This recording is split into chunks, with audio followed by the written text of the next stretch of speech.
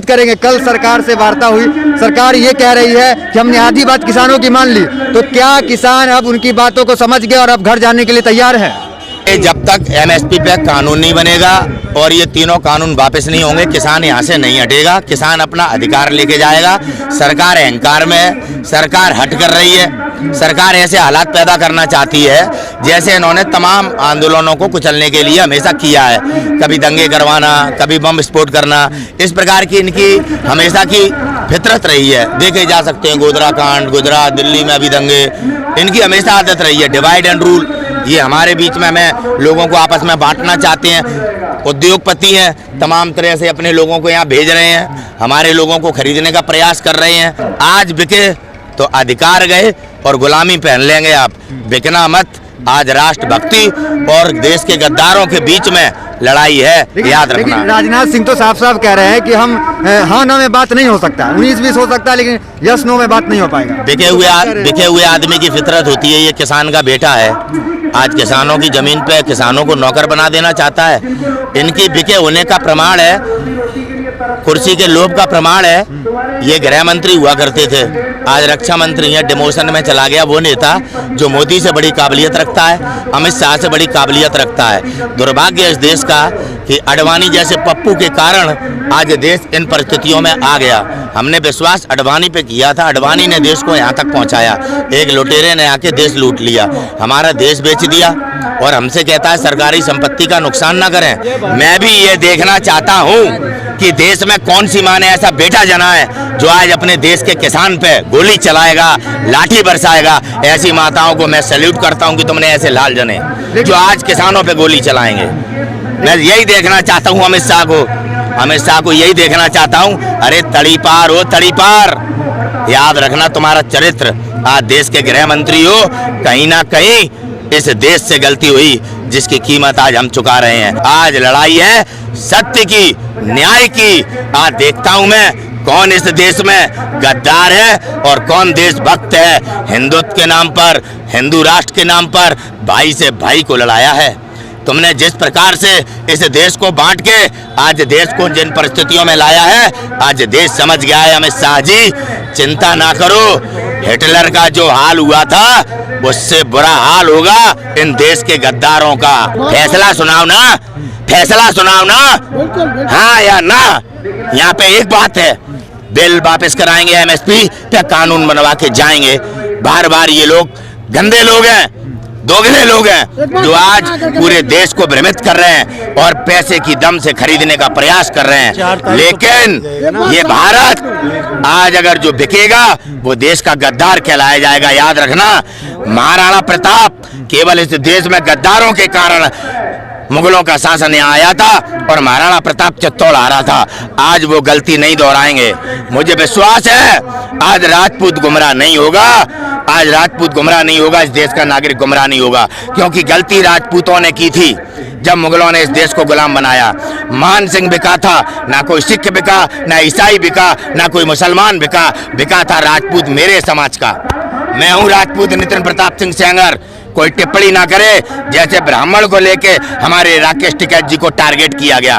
मैं हिंदू हूँ, मुझे दुख है कि आज और लॉकडाउन में तमाम भूखे प्यासों को गुरुद्वारे से रोटी खिलाई गई।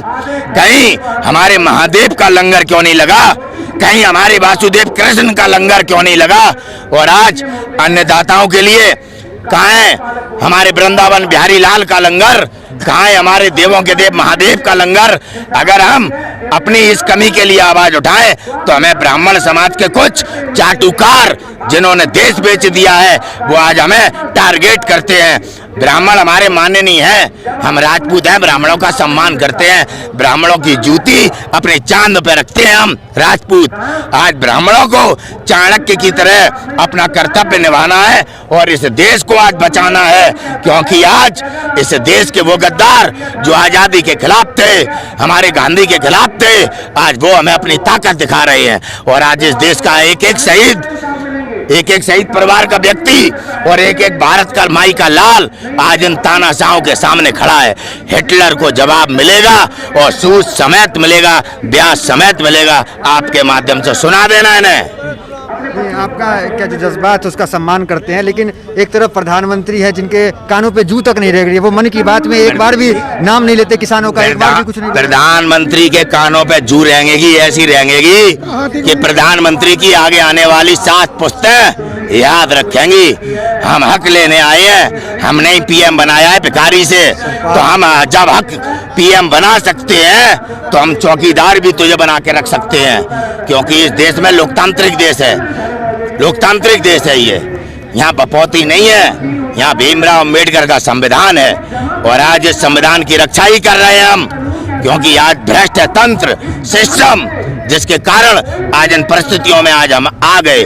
वरना जज लोया का हत्यारा आज बाहर ना होता, आतंकवादी आज संसद में ना होते, सिस्टम के बैठे दलालों के कारण आज देश का गरीब किसान आत्महत्या कर रहा है, मर रहा है। कौन है जिम्मेदार, कौन है जिम्मेदार? ये तानाशाह जवाब तो देना पड़ेगा। 5 साल बाद हिसाब लेने का किसने कहा था, किसने कहा था? वो तो कह रहे हैं कि 65 साल का हिसाब जनता ले। अरे इसने क्या कहा था, इसने क्या कहा था? पीएम ने। हाँ कि 5 साल का हिसाब हमसे लेना। बस आ गए हम, हिसाब हिसाब। लेकिन फिर तो जनता उन्हीं को पसंद करेगी। आप कह रहे हैं आज बैलेट पेपर से एक वार्ड मेंबरी का मोदी चुनाव निकाल दे, अपने घर की पंचायत से, वो अपने घर के वार्ड से, हरियाणा में जो लोकल चुनाव है वो हार गए, तो क्या ये असर है कहीं? हाँ, प्रधानमंत्री पूरे देश में अपने वार्ड से अपनी सदस्य का अगर बैलेट पेपर पर चुनाव निकाल दे तो बताए कहाँ पे करेगा, माँ कर ले। प्रधानमंत्री का जो है विदेश में डंका बजता है और आप यहाँ कह रहे हैं कि विदेश में प्रधानमंत्री के खिलाफ कैसी कैसी टिप्पणियां हो रही हैं, अब दिखा दोगे तो चैनल बंद हो जाएगा।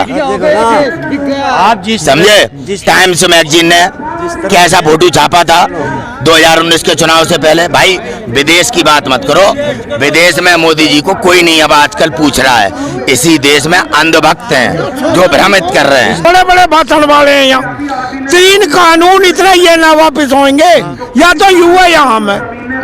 तो उनको तो लग रहा है कि आप कहीं घर जा सकते हैं। आप क्या बिल्कुल नहीं जा, बिल्कुल नहीं जा, पराली जलाने वाला भी मामला हो गया, बिजली वाला भी हो गया। अरे बिजली वाले मामले नहीं, पराली का मामला है। तो क्या उगेगी तो क्या ये तो जब भी भूखे हम जब भी भूखे इसे क्या करोगे? मेन मामला क्या है? कुछ भी ना आयु, बिजली भी लो। मेन मामला कानून वापस। मेन मामला है 3 कानून, और मेन मामला है 3 कानून। वो कह रहे हैं कि 1 साल देख लीजिए, अच्छा नहीं लगे तो हमारा मुंह देखे, हम नहीं देखे हम तो मर जाएंगे। नोटबंदी करी है, नोटबंदी करके ये देश खड्डे में गिर दिया, 4 लाख करोड़ रुपए नीचे गया है ये देश। और सुनो, हाँ उसी को तो कह रहा हूँ, इसी तरह ये जो कानून जो है ना किसानों के खिलाफ है, इसको तो हम होने ही नहीं देने के। उन्होंने नोटबंदी करके 4 लाख करोड़ के नीचे ये देश पहुँचाया। ये जो 3 कानून है ये हमारा बड़ा रिएक्शन कर गए, बेहिसाब रिएक्शन कर गए। ये इतने ना हटेंगे, इतने यायु है या हमें एक ही बात है, अपनी फसलों का लूट होने नहीं देने की। जो भंडारण है ना, अब ये हमारे से बिना MSP पे किसी रेट पे जो है खरीद कर वहाँ भंडार करके और वहाँ 5 गुना ज्यादा बेचेंगे।